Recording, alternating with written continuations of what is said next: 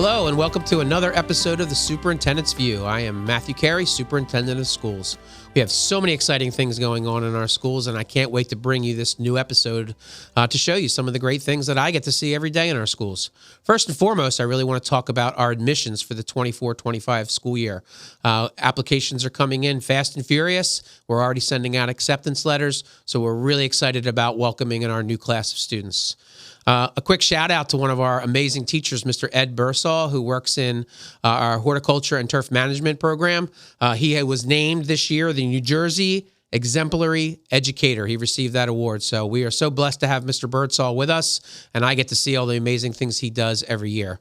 On top of that, we were also had the great pleasure of introducing our business partner of the year, which was IBEW 269 of the Electricians Union.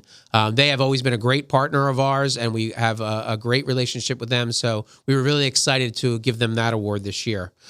Also, I've talked about on this show before our new program of hydroponics and sustainability. We're really moving forward with that program. We are up and running. We are growing as we speak. We have a new class of students coming in next year, and we're in the process of building the big lab here at the SIPAC campus. So we're really excited about that program and watching it grow from basically a plan on paper to actually plants growing in our hydroponics lab as we speak.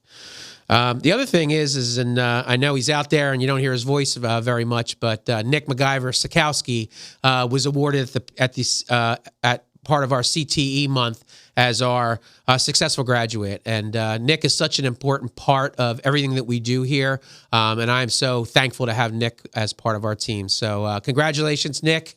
Yeah, I get a thumbs up from the studio. So it's always great when we can award one of our past graduates such a prestigious award, and especially having him here teaching with us. And on top of that, we have several of our employees, instructors, and operations staff that are former students of our school. So that's always a pitch for our students that are graduating. Come on back, and serve at our school district. We'd love to have you back. And actually some great student activities that are going on. Skills USA is up and running. We've had students competing at the local level, and they're heading off to states. Our Pro Starts teams, recently Restaurant Management took gold, which we were super excited about. Mia was named MVP. Congratulations, Mia. And then another one of our instructors that I love to give shout outs to, Chef Phillipson. Chef Rory Phillipson, or Chef Philly as we call her, is just such an amazing part of our culinary department. And she was awarded the Educator of Excellence Award this year at Pro Start. So congratulations to Chef Philly, and keep up the great work. We're so proud of you. A great donation. We talk about our partnerships. So we have a wonderful partnership with Haldeman Ford, and Haldeman Ford recently donated to us, and I want everybody to pay attention here, a brand new Lincoln Navigator to our auto tech program. This is a state-of-the-art automobile, which is up to today's standards, so that our students are getting to work on the latest models that are going to be out in the workforce when they go out and work. And we have lots of donations, and we really appreciate our donations. But a lot of our donations in the auto tech program have been like older models of cars. If you remember last year, I introduced the EV. We bought our first electric vehicle with Perkins funds, and now we have this donation of the Lincoln Navigator. So thank you so much to Haldeman Ford, and I really look forward to our future partnership together. Later in the show, I'll be having on Mr. Peter Corrigan, who was our esports coordinator and coach for the district. But I just want to give a quick shout out. I was able to attend the Winter Championships this past Saturday at Brookdale College in their esports arena. And let me tell you, it was absolutely amazing. I came home hoarse. I felt like I had been at an NFL football game. I had thundersticks. Two of our teams competed at the championship level. We took second place in both divisions. But it was just a great overall day of student involvement and activity with the competition, but also the camaraderie, which is such an important part of our esports program. Another shout out to Nick. He worked with administration at the Assunpink campus, and we put together a new studio over at the Assunpink campus. So you might be familiar with our Way of the Wizards podcast here at SIPAC. We have now introduced the same Way of the Wizards podcast from the Assunpink campus. So we now have 2 student-led podcasts. If you haven't had a chance to see these podcasts, they're on our YouTube site. Please take the opportunity to see our students in action. They really put on a great production, and we love having them, in front of the camera and sharing all the great things that go on our schools. Speaking of the Assunpink campus, our HOSA team competed at the Southern Regional Conference, and we have 3 students going off to states. And a quick shout out to AJ, who took first place overall in prepared speaking. So I know that was a mouthful. So many things going on at our schools, and there's so many other things that I could, talk to you about, like, preparing our 24-25 budget and some of the great things that we're going to be, doing. But I'll save that for the next episode when I can roll out after the budget's approved some of the neat things that we're going to be putting in place during the 24-25 school year. So excited to get forward with the rest of the show. But just remember, visit our social media sites, visit our website, and always remember that magic happens here.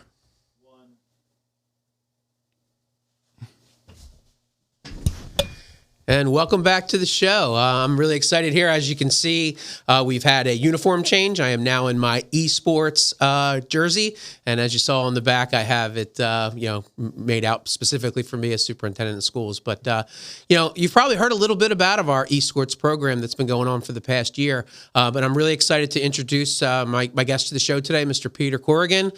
Peter works for us in the IT department by day, but by night and after school, he is our Esports coordinator. And our coach for our team, and we've really had a really successful first year. We just finished up our second winter season. So without further ado, I'd like to introduce you to Mr. Peter Corrigan. Welcome to the show. Thank you for having me. Yeah, we're so excited to have you here. So Esports, you were the one who came to me with this idea a little over a year ago. Right. And, in my mind, I'm like, oh, a nice club. It'll be cool. And now where there's like 80 something kids in it. So, tell me about your background in esports and how you came about to the point where, you were ready to start something here at our schools. Yeah. So, personally, I did IT for quite some time. I was in the military when I was younger. Got out of the military, got my degree in computer science, and I was just always an esports guy. Kind of grew up, and when it was in its infancy, I guess you can say, and was always kind of part of some organization or another, doing a little bit of esports here and there. My job before this, I was actually with a company who contracted out with one of the bigger esports arenas that was being built in northern New Jersey. Oh, wow. Yeah, and I got to help actually build that and put that together. And that was really an awesome experience doing that. And they've actually moved on and have partnered with like the New England Patriots and made their arena even bigger. Wow. And it was a really good opportunity for me. I eventually worked my way here to MCTS as IT. And, the kids actually had an idea of what my background was because my daughter actually goes here. Right. So they all were constantly coming to me saying, hey, Mr. Corrigan, we want to do esports. Can you head this up? Is this something you can do for us?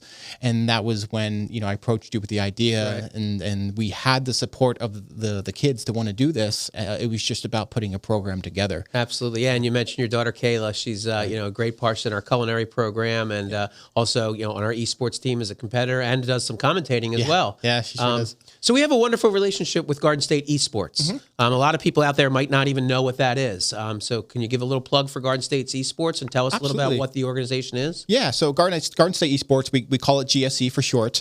They're basically a organization sanctioned by the state of New Jersey to do esports for all of the state of New Jersey. And I think we're up to close to like 60 to 65% of all high schools in New Jersey are actually part of Garden State Esports now, which is an insane number. Oh, absolutely. And I think Chris was just saying, Chris, who's the president of Garden State Esports, that over the last 4 to 5 seasons, we're breaking records. Every season we're breaking records with the number of high schools and the number of teams we're getting in. Right. Well, you're actually seeing like esports on ESPN. Yes. Right. Traditionally, it was the traditional sports, football, baseball, basketball, hockey, things along those lines. Right. Now you're actually seeing esports, being talked about and broadcast on, network TV, which is amazing. Absolutely. I was listening to the radio on the way in, and they were literally talking about one of the new games that was, people were starting to play right on the radio on Sports Talk Radio. Right. It was crazy to think about that they're talking about esports on Sports Talk Radio now, Yeah. So there's 3 seasons to the esports season, right? We play. Correct. Yeah. Okay. Yeah. There's a fall, winter, and spring season. And we just finished up our winter season, and I had the absolute pleasure, and thank you for inviting me to go over to Brookdale College and go to their esports arena, which was absolutely amazing. It was. But talk about a little bit what each season means and what games our students are participating in. Yeah. So we start out the beginning of the year in the fall season. The fall season is we kind of had like a marquee game every season, right? The fall season is going to be League of Legends, and then we're going to move on to the winter season where we're playing Overwatch 2 as our main game, and then the final season in the spring we're playing Valorant. And again, those are kind of those marquee games. Now we also have a couple other games that aren't quite as popular on those mainstream levels, but they're still played, such as Rocket League is played usually every other season. They do Super Smash Brothers, that's pretty much played now every other season as well. And they kind of mix those in with a few other smaller games as well. But again, those marquee games those are the ones that all of these schools are all lining up to participate in. Right. So obviously we've gone through a big branding here at Mercer County Technical Schools, and we are now the Wizards, which we're very proud of. Talk to me a little bit about how this has impacted the student body by having esports. Oh my goodness! So we've seen this firsthand. What has basically happened with the students is, before we had a whole STEM academy, right, and then we had a whole culinary academy. It was very hard for these students to really interact with each other because they found themselves in the kitchen all day, or they found themselves in the STEM lab all day, and there might have been, they might be in the same lunchroom together, but they kind of sat in their own, cliques, just like kids do in high school. But now with esports, as soon as we implemented esports, kids from both culinary and STEM are coming to the esports lab. As a matter of fact, our all-girls team had 3 culinary and 2 STEM, which is incredible to see that we had more culinary than the STEM in esports for that team. But they're becoming friends. They're, outside of school, they're talking to one another, and, they're having, they're getting jobs with one another. Right. I had one that just said that, they did like a fun little sleepover together and things like that with his friends. And so we're seeing this camaraderie really kind of break apart what was a little bit of that separation. Sure. And students are now, these friends are becoming friends with these person's friends. And the school has just become so much more just communal. Right. Everybody knows each other now. That's great. And you just don't find that separation anymore. And it feels great. That's great. And I actually noticed being at the Winter Sports Championships was that our students knew a lot of kids from the other schools, and I was so impressed not only with the gameplay but the sportsmanship. Yeah, that's something to me that's very important. That yes, we're doing competitive sports, right, but there has to be a level of sportsmanship and camaraderie within the sport, and that was so evident. So I'm sure it's very interesting to meet somebody online playing a game and then actually to meet them in person. So it was something that I noticed. Yeah, I mean, if you think about it, with some of these other sports, you really don't have those interactions. You might see somebody or hear about a player, and then you go against them, and it's all you're talking to one another, yelling, screaming. But with esports, these kids, when they go into these games, they're adding them as a friend into the game, right? And then they're playing with them, and then throughout the course of the week, they might play with this player 2 to 3 times. Next thing you know, they're going to see them at finals. Now they're having lunch together, they're sitting down, they're talking together, and these kids are actually making friends all across the state of New Jersey. Right. It's incredible. They're seeing their friends, and they're running up, they're hugging them, and they're embracing them, and it's created some connections across the state that I've never seen before in a high school ever. It's amazing. It's wonderful. So what's the future of esports here at Mercer County Technical Schools? Yeah, I mean, we've gone through a lot over the last year, and I'm trying to keep it going. I'm the kind of person that's never satisfied. Right. I always like to look to the future and try to make things better than what they are now. We actually have, so we did lose, unfortunately, in the finals this last Saturday with both our varsity co-ed team and our marginalized gender team, and they were great games. The one game we lost 2-3, so it came down to the very wire. That was a very exciting game. So now we're coming up on the Valorant season now, right? And our Valorant teams, I'm really excited for. Okay. It's my favorite time of the year. I just love watching the game. The game's very fun to watch. The kids are very into it, and we have some very good teams. Yeah. I'm hoping that I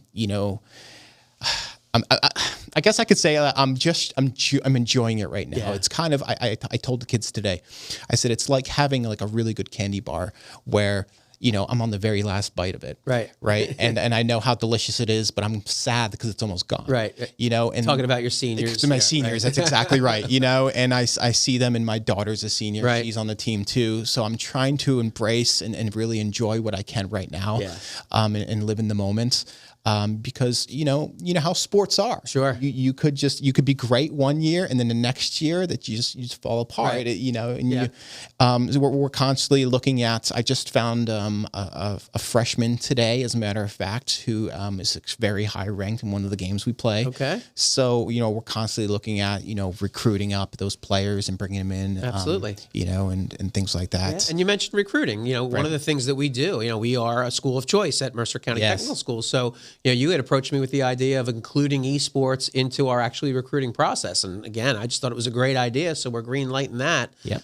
So this is going to be something as students are choosing where they're going to go to high school, that they're not going to have an option to be part of the esports club and possibly the competition teams. Because I think that's important as well. Is yes, we have our competition teams, and there's only, 5 or 6 on a team? Yeah, so I mean, traditionally, some games 2, some games 3, and then some games 5. Okay, so 2, 3, or 5. Right. But you have how many students? The last count you gave me, I think it was over 80. Yeah, it was right around there. Okay, so we have over 80 students that are participating in the club part of it. So we do our own things in-house besides the other competitions. And one of the things was the lab. I mean, you really took it. You took the bull by the horns, as they say, and you created a lab here at the SciPac Center, and now we're looking at creating something over at Assenpink as well. So I'm sure you have students coming in and out all day at the lab and enjoying it. We do. So what we try to do is we try to rotate whatever the game is of that season. We rotate the lab, Mondays and Wednesdays for one game, and then Tuesdays and Thursday for another. And then I always try to do an open lab on Friday, right? Because we have kids that aren't necessarily on the teams, but they're part of the club. They interact, and it's really fun for kids to be able to utilize that lab that aren't on those teams. And then we also have positions open for students, such as the graphics design type stuff. I have one that I just opened up today to create a newsletter, and we want to be able to send a newsletter out to the students and the teachers to kind of give them an update of what's happening. That's great. Every week. Yeah. And we had a student that stepped forward and was like, I would love to do that. I'd love to put that together. That's super. And so we have we have reporting, we have graphics creation and things along those lines. So it doesn't just stop at video games. No, absolutely not. Yeah. That's how I wanted to. That's one of the reasons I wanted to have you on today. But I wanted to talk about so much more than just the actual competition part, which is great. Believe me, my arms were sore from my thunder sticks from Saturday. But there's so much more that goes into it. I just want to really thank you, one, for bringing this to my attention, and then just charging forward. I mean, you are. I hope I express my gratitude for all that you've done over the past year. We're really taking this somewhere special. And I also want to thank you for your service as a veteran myself. Thank you. I really appreciate the fact that you served our country, and now you're serving our students here at Mercer County Technical Schools. Yeah, and you as well. Thanks. Yeah, I appreciate that. Thank you. Thanks for being on the show today, and I'm looking forward to having you back to give us another update on how our Wizards are doing. Absolutely. All right. Look Thanks. forward to it. All right. Bye-bye. Hi, folks. Matt Carey here out at the SciPac Center in a U.S. History 2 class with Mr. Washington and his students to take a look at a Black History Month project that they've been working on. Welcome to the show, Mr. Washington. Ms. Carey, thanks for stopping in this morning. We appreciate it. Absolutely. So why don't you tell us a little bit about what's going on behind us in this great project the students have been working on? So my junior classes, we're in U.S. History 2 this year, and we're right along into the 1920s when January rolled around for us. Mm-hmm. And we thought we would focus on the Harlem Renaissance this year with a project that we did. The theme for Black History Month this year is African Americans in the arts, so it ties into the Harlem Renaissance in a good deal. These guys each chose a specific topic that they researched, and then they were tasked with creating a museum exhibit to model and represent whatever that subject was and to highlight it. And we got some really, really good things this year. Wow. So basically students did all the research and then actually crafted the project for the museum exhibit. Yeah. Yep. They created 3 mock artifacts that could have been representing whatever their topic was. We got everything in here from dioramas to clay models to actual musical instruments. Wow. So some really cool artifacts this year. Well, that's great. I mean, we're really looking forward. We're going to take you out there for a tour of the museum on camera so you can see all the awesome projects that our students have worked on and get you up and close, because that's what we're talking about here. This is the superintendent's view. This is the great things that I get to see every day as being superintendent of schools. So I really appreciate this. This is a great project. The students are excited about it.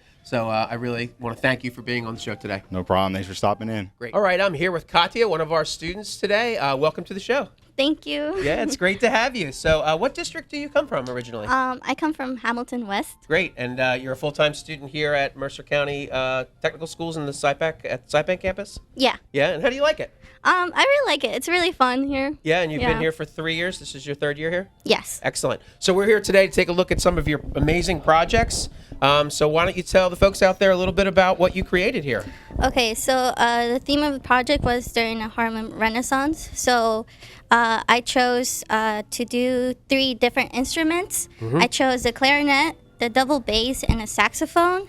And along with these, I also researched some stuff about artists who were really well known for their playing skills with these instruments, like Wellman Broad, Sidney Beckett, and Ben Webster. And that's great. And so everybody can see, we have a picture of the musician. There's a biography on them and the things they did, and actually some of their music behind, so that if now, do you play any instruments? Could you play Yeah. this music? I play the saxophone. Excellent. So that's probably why you were interested in this theme? Yeah. Yeah, that's great. And then I actually have a family member who was a clarinet player, so I'm very familiar. And if you listen closely, you can hear the music in the background playing. That's part of this. So what was your favorite part of the project? I have always liked jazz, but I never really got really into knowing different types of artists. So when I researched these artists, I thought it was really fun because I was able to learn something new, and I also looked up different musics from them, and I really liked them, especially Ben Webster with the saxophone. Absolutely. His playing skills are just amazing. Amazing. That's great. And this is music that's over 100 years old now. And it's wonderful to see that students of your generation are keeping this type of music alive, and really realizing what you'll probably see as you learn more about this type of music is that it's intertwined in all of the music that's popular today with your generation. But this is amazing. I'm so excited to have this on the show, and I really want to thank you for volunteering to be interviewed today. I know it takes a lot to get out in front of everybody with a camera, so I really appreciate it. No problem. Thank you. All right, thank you. All right, I'm here with Rafael to talk about his project next. Welcome to the show. Hello, I'm Rafael. I'm from the East Windsor District, and I attend full-time STEM Academy here. Excellent, and you're in your junior year, right? Yep, junior year. Yeah, so you've been here for 3 years now. How do you like it? How do you like the school district? Like it a lot, like learning about STEM, and also appreciate all my classmates in this exhibit too here. Right, and how about other students out there that might be thinking about coming to Mercer County Technical Schools? Would you recommend it?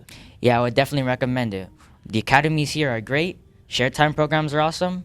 And we've got some newly emerging clubs. So, awesome. Yeah, I know you're involved in esports, and I know that's been a Yep. lot of fun over the last year. All right, so let's talk about your project. It looks really amazing. Your theme was photography? Yeah, specifically James Van Der Zee. So he was an influential black photographer during the Harlem Renaissance era. So I picked 3 items which would be deeply important to him or related to photography. So starting off, I have an actual Kodak Brownie camera. Wow, look at that. Yeah. That's an antique, huh? Yep, it's been through the works. So actually there's film in there that I don't know what's on it. So it's actually an artifact from my grandfather. Oh, wow. So when I was making this project, I was like, Dad, I'm going to make a cardboard replica of the camera. But then he's, wait a minute, a Kodak Brownie? Right. I think we just have the actual thing. And I Wow. was like, what? Yeah. So we were actually chatting before we got on camera. So you said your family, your father is into photography as well. So that's where you get your love of Yep. photography. That's great. And tell me a little bit about so obviously this is So this is film here. Film, right? Yep. So what I did for this part of the project is I actually took a film camera. My father went through the ropes on how to take the photo and set it up. So I printed out James Van Der Zee's actual photos, and then I replicated them on the film here. So Oh, wow. if you could see, this is the photo negative. So in an actual photography Sure. case, this is the process in which you'd have it on film. So that's actual film here. Yeah, and if you look closely, you can actually see, the black and whites, the outlines of the actual pictures. That's amazing. I see a bass guitar in there. It looks like a piano player. Yep. A couple other things. That's really neat. So what did you enjoy most about this project?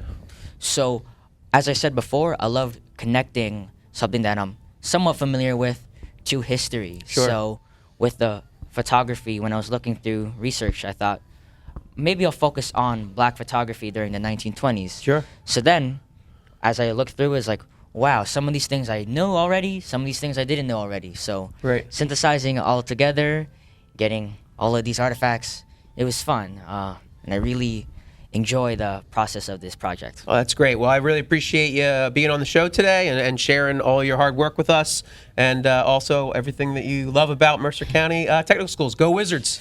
Go Wizards. There we go. Thanks. Hi, I'm Isabella from Hamilton West School District. So this is my exhibit here. First, the main idea of my exhibit was the Harlem Community Art Center, which was a big part of art in Harlem at the time. So one of the big ideas of the Art Center was really to get students involved in art and really teach them all the different techniques and everything that they can do to express themselves and sort of understand their culture better. So the first thing I did was a sculpture by Augusta Savage, and so she was the first director of the Art Center, so she had a really big influence on all the students and everyone there. So I just wanted to highlight her in this exhibit. And I also have a painting from Jacob Lawrence. It's called The Photographer. And he was also a teacher at the Art Center, and he was highly influenced by Augusta Savage as well. So he also had a very big influence on everyone in the Art Center and was really a big motivator of the students to do what they love and enjoy the art that was there. And then the last part of it was an interactive example of a class that would be taught at the Art Center. So I brought in some paper, some pencils, and we have all the drawings up here. And I gave them out to the class. Everyone got a paper and pencil, and I led a class up here. So this was mine. I held it up on the board, and I sort of went through and explained to everyone how to draw it. And the drawing that we made was sort of a view that they would see out the window because it was in Harlem. They would look out the window, look at the city, and see and just draw what they see and really absorb like the community and the city that they lived in. So that's sort of what we drew. And yeah, we just went through, sort of showed an example of what they would do there. And it was a really good way for the students to be able to feel a part of their community while also expressing themselves in art. I really enjoyed my time in Mr. Washington's class today, taking a look at all their projects that had to do with the Harlem Renaissance movement. It was like taking a step back in time. Our students were so enthusiastic about each of their projects, and I was honored to take a look at all of them. Everything from projects about musicians and producers and movements that went on during that time. And that really went along with all the theme of things we did at Mercer County Technical Schools throughout the month to honor Black History Month. It's something that we take great pride in at our schools, so I hope you enjoyed these pictures. I had the great opportunity to take a look at our hydroponics program. It's amazing what we've been doing in there. This program has started from the very beginning. It's a brand new program, and we now have greens that are growing, that are being harvested. So we wanted to show you some pictures of that. And we are really excited about the new program coming in the 24-25 school year, where we will have a full hydroponics lab, and we'll be doing urban farming and really talking about sustainability and the different things that we can do to ensure that there isn't food shortage in our world. Enjoy the pictures. Just another huge thank you to Haldeman Ford for their generous donation to our Autotech program. This is really important for our students to be able to work on cars that are state-of-the-art and are what's going out today in the market of automobiles. Our partnership with them is long-standing, and we are just blessed to be able to work with them. So thank you to Haldeman Ford. Please enjoy the pictures of our Autotech students. Really excited about the newest addition to our fleet. All right, so closing out this episode of the Superintendent's View, I want to thank our guest, Mr. Peter Corrigan, our esports coordinator for the district. Esports is just something that's just exploded here at Mercer County Technical Schools. It has become such a fabric of what we do here, and I'm so excited about the future of it. And then last but not least, just keep an eye out for our end of the year events. The year is moving along quickly. Hard to believe we're already in the month of March. We will be having several end of the year events, as well as our graduation, which is currently being planned again for Kelsey Theater. So with that, always remember that magic happens here, and #Wizard Nation.